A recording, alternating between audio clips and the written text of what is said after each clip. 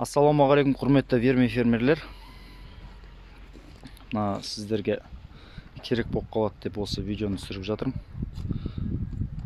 Жерлеріңіз болса, осындай сатып алмай-ақ өздеріңізде құйсаңыз болады екен. Осындай пасынка дейді, винкол деп жатады. Жалпы қадағу. Қадалар өзіміз үйде құйдық. Алғашқы құйғандарымыз осындай бір-екеуі осындай нашарлау болып шықты беті, бірақ қатып қалған, жақсы. Одан кейінгі құйғандарымыз бір әдемі болып. Бұл қоюлау бетон керек екен, жалпы вибрация берген кезде өзі жайғасып алады екен. Бірінші құйған бетондар осылай сұйық болып ағып кетті, соң қолмен туырлап қойған жеріміз. Ана бетон мешалкадан араластырып, мынау вибраторға салып аламыз. Астында моторы бар, мынандай вибрациясы.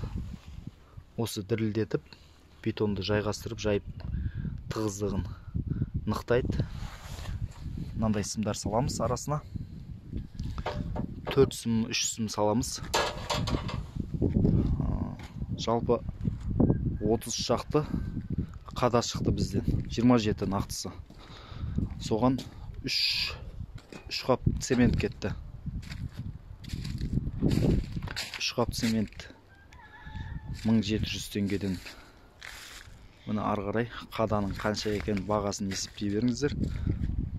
Өздеріңіздің ауылдарыңызда да сатылатын шығар осындай қадалар. Өздеріңіз құйсаңыздар, қолы бостар болады екен. Қадамыз онша ауыр да емес. Асты биіктігі. Бұл ең қысқа қадамыз 2 метр 20 сантиметр. Мыналар 2-де 50, 2-40 сондай.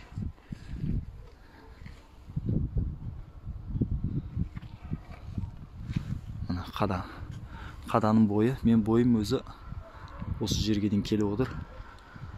1,77, мынау 2,20 бар екен бойы. Осымен тағыдай 100 қада құю керек қорған істеу үшін.